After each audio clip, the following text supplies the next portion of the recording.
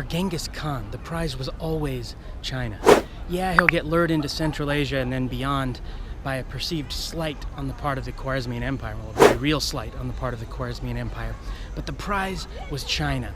See, this was the traditional prize of virtually all northern non-Han peoples north of the Great Wall. These are nomadic and semi-nomadic peoples who always viewed with envy at least the wealth of the great empire to the south. All you have to do is look at the state of China during Genghis's own time to see that this is true. North China was being ruled by barbarian peoples, non-Han peoples. You had the Jurchen in the northeast and their Jin state. You had the Tanguts in the northwest and their state of Western Xia, or the Minyak state. So these are non-Han peoples. The only Han state during Genghis's life ruling a significant part of China was that of the Song dynasty in the south. So the only thing standing between the Mongols and the Song, the Chinese Song dynasty, are two barbarian states, that of the Tanguts and the Jurchen. Now, after a series of invasions, the Tangut state, Minyak, was subdued by the Mongols. But this submission was only half-hearted. See, later, when Genghis requested Tangut troops to help him take down the Khwarezmian Empire in Central Asia, Minyak refused.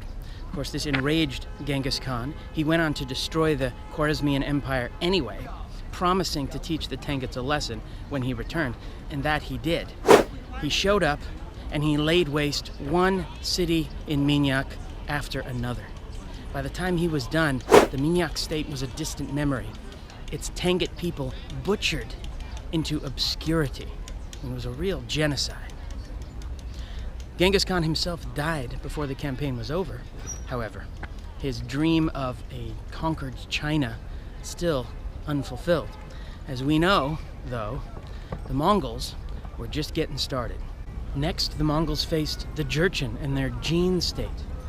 Now, the Jurchen were formidable warriors, but they were no match for the Mongol cavalry. Even before Genghis had died, even before his campaign against the Tangut had ended, he was already sending his forces deep into Jin territory. Well, after his death, they finished the job, and the Jin state, the state of the Jurchen, was wiped off the map, just as Minyak had been.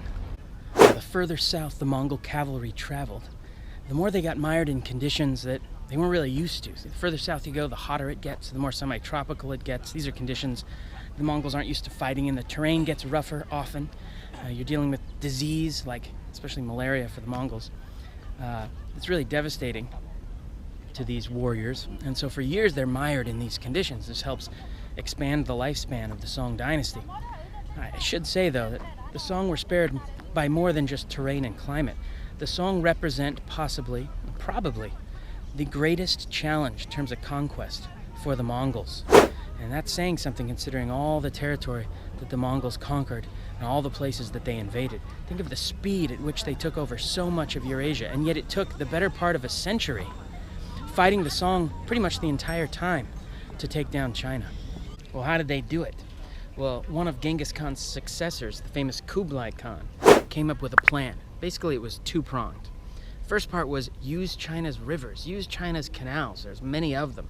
The Mongols would have to learn naval warfare. This is a type of warfare they're not used to. They didn't know. They'd have to learn it, and they'd become actually quite adept and launch, invasions, naval invasions of countries across the sea later on. But they'd pioneer this in South China and taking over South China. And the other part of his program was conquer the southwest first, use that high elevation southwest as a base from which to launch the final assault into the Song heartland in the southeast, including the Song capital of Hangzhou. Well, the plan worked, and as the Mongols got closer and closer to the imperial capital at Hangzhou, the imperial family tried to buy them off, tried to offer tribute, but nothing worked. Reading the writing on the wall, the imperial family decided that the best course of action was probably just to hand the city of Hangzhou over to the Mongols, and thus, hopefully, save it the death and destruction typically associated with the Mongol conquest. And so in 1276, the once mighty Song handed Hangzhou over to the Mongols, handed this city over to the Mongols. Now, they probably did save the city by doing so, which is a good thing. I'm about to talk about the magnificence of Hangzhou at the time.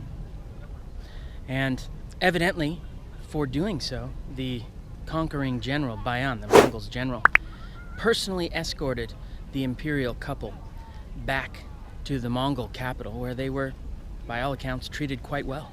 By the 1280s then, virtually all of China, north and south, had been taken by the Mongols. So that's how long it took the Mongols to take down the Song. A better part of a century fighting the Song virtually the entire time. And many, many decades after Genghis Khan's death, the deed is finally done. This is the first time, by the way, that China had been unified since the Tang Dynasty period. Unified, of course, being a euphemism for subjugated and conquered, as always. Now that unification had come with a great price. And some scholars estimate that up to half of China's population perished as a result of the Mongol invasions. All that disruption of agriculture and trade routes and whatnot had led to widespread famine, disease, and death. Something like 60 million people may have died, Chinese people, as a result of the Mongol conquest. I mean, you'll have to go to the 20th century and Mao Zedong's bloody regime to match and possibly surpass that body count. Now the Mongols moved their capital up to Beijing, where the imperial capital remains today. Perhaps not without some unintended symbolism. But Hangzhou remained an important city. In fact, one of the great cities on earth. This is even after the Mongol conquest. Its sparing by the Mongols was appreciated by, for example, Marco Polo, who was here just a few years after the submission of Hangzhou to the Mongols, and he described Hangzhou as the most splendid and the loveliest city in the world. A few decades later, Ibn Battuta visited, and he, of course, already traveled over much of the earth, yet he described Hangzhou as the largest city he'd ever seen. The death and destruction meted out by the Mongols on China was perhaps matched by the death and destruction meted out by the Black Death, which devastated China just as much as it devastated Europe. In fact, it may have started in China, or south of China in Pagan, today's Burma. It may have started in Central Asia too, brought to China by the Mongols themselves. But in any case, something like a third of China's population died in the Black Death. Hangzhou, which had been spared Mongol destruction by voluntarily turning itself over, could not be spared the death brought by the plague. Thus, in the 1200s, up to half of China's population died at the hands of the Mongols or because of the Mongol invasion. While in the 1300s, another third of China died thanks to the plague.